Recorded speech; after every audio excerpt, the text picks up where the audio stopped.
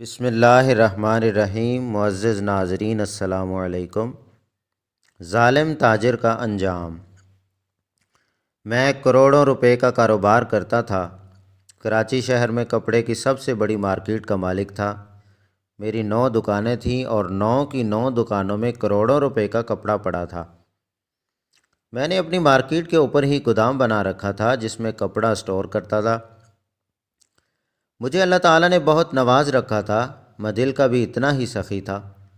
میں نے دکانوں پر بیسیوں لہنگے رکھے ہوئے تھے جو اپر مڈل کلاس کو کرائے پر دیتا تھا، لوئر مڈل کلاس کو آدھے کرائے پر، جبکہ غریب یتیم بچیوں کو مفت دیتا تھا کہ وہ اپنا وقت اچھی طرح سے گزار کر واپس کر جائیں۔ یقیناً میری اسی نیکی کی وجہ سے میرا رب مجھ پر بہت مہربان تھا اور مجھے نوازتا ہی جا رہا تھا۔ پھر مجھ سے ایک غلطی ہوئی اور سب کچھ تہس نہس ہو گیا۔ ہوا کچھ یوں کہ مجھ سے ایک بیوہ خاتون اپنی بیٹی کو رخصت کرنے کے لیے لہنگا لینے آئی اور اس شرط پر لہنگا لے گئی کہ رخصتی کے دوسرے ہی دن وہ لہنگا واپس کر دے گی۔ مگر قسمت کا کرنا ایسا کہ اس کی بیٹی رخصت ہو کر سسرال گئی تو انہوں نے دروازے کی دہلیز پر چراغ جلانے جیسی کوئی رسم کی۔ چراغ کو آگ لگاتے لگاتے اس نئی نویلی دلہن کے لہنگے کو بھی آگ لگ گئی اور دیکھتے ہی دیکھتے لہنگے کے ساتھ ساتھ دلہن بھی جل کر رہ گئی۔ لوگوں نے لاکھ کوشش کی مگر آگ پر قابو نہ پا سکے اور دلہن کی موقع پر موت واقع ہو گئی۔ اب جب 3 دن تک عورت نہ آئی تو میں نے اس کی خبر لینے کا سوچا۔ اس کے گھر جا پہنچا جہاں باہر گلی میں بیٹھے چند مرد خوش گپیوں میں مصروف تھے۔ میں نے زیادہ توجہ نہ دی اور سوچا کہ نئی نویلی شادی ہوئی ہے، رشتہ دار و عزیز مبارکباد دینے آئے ہوں گے، لہٰذا میں بنا کوئی بات کیے واپس آ گیا۔ اس دن کے 1.5 ہفتے بعد خاتون میری دکان پر آئی اور مجھے کہا کہ لہنگا جل گیا ہے، آپ اس کی رقم بتا دیجئے۔ میں نے لہنگے سے جلنے کی بابت کوئی سوال نہ کیا بلکہ لہنگے کی ڈبل قیمت بتا دی اور ساتھ ہی 10 دن کا کرایہ بھی ڈال دیا تاکہ اب کی بار اس سے بہتر لہنگا خرید کر دکان میں رکھ سکوں۔ خاتون نے مجھ کو میری بتائی گئی رقم کی آدھی قیمت ادا کر دی اور باقی کی قیمت کی عوض میری دکان پر کام کرنے کے لیے راضی ہو گئی۔ میں نے بھی حامی بھر لی کیونکہ میں اصل رقم تو وصول کر ہی چکا تھا، اب سود کے بدلے مفت میں نوکرانی مل رہی تھی اور یوں وہ خاتون میری دکان پر کام کرنے لگی۔ کام کے دوران مجھے حقیقت کا علم ہو گیا تو مجھے بہت دکھ ہوا، میرے دل میں اللہ تعالیٰ کا خوف بھی آیا۔ میں نے سوچا کہ اس خاتون کو معاف کر دوں مگر تب تک مجھے ملازمہ کی عادت ہو چکی تھی۔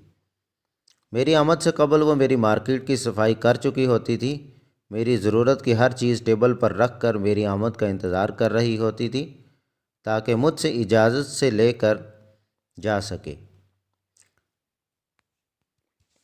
لہذا میں نے سوچا کہ اللہ تعالیٰ کی ذات معاف کرنے والی ہے، مجھے معاف کر دے گی۔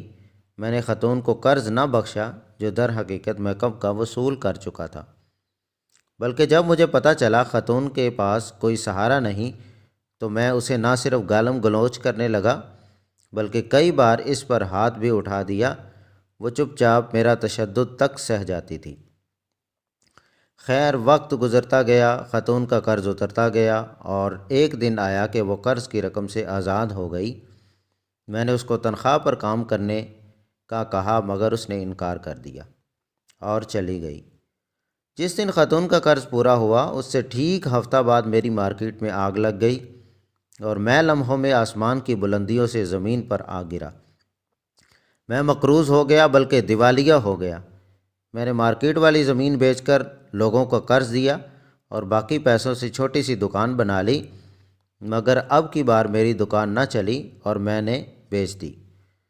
میں نے مارکیٹ میں لگنے والی آگ کا ذمہ دار اس بیوہ عورت کو قرار دے کر پولیس میں شکایت کر دی۔ اپنے تمام تر ذرائع سے دباؤ ڈالا کہ خاتون سے اس کے جرم کا اقرار کروا کر اسے جیل میں ڈالا جائے مگر شاید تفتیش کسی ایماندار افسر کے پاس تھی، اس نے خاتون کو بے گناہ قرار دے کر چھوڑ دیا۔ خاتون کو اللہ تعالیٰ نے ہر لحاظ سے محفوظ کر لیا اور مجھ جیسے فرعون کو زمین پر پٹخ دیا۔ آج جب میں بھیک مانگ کر پیٹ بھرتا ہوں تو میں سوچتا ہوں کہ اللہ تعالیٰ کی ذات معاف کرنے والی ہے، مگر اللہ تعالیٰ خود فرماتا ہے حقوق العباد کی معافی نہیں ملے گی۔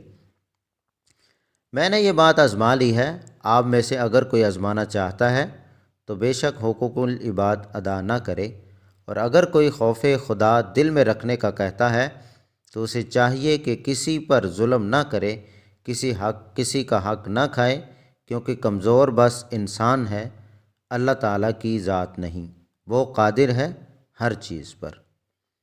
مزید اس طرح کی ویڈیوز حاصل کرنے کے لیے ہمارے چینل کو سبسکرائب کریں، ویڈیو کو لائک اور شیئر کرنا مت بھولیے گا۔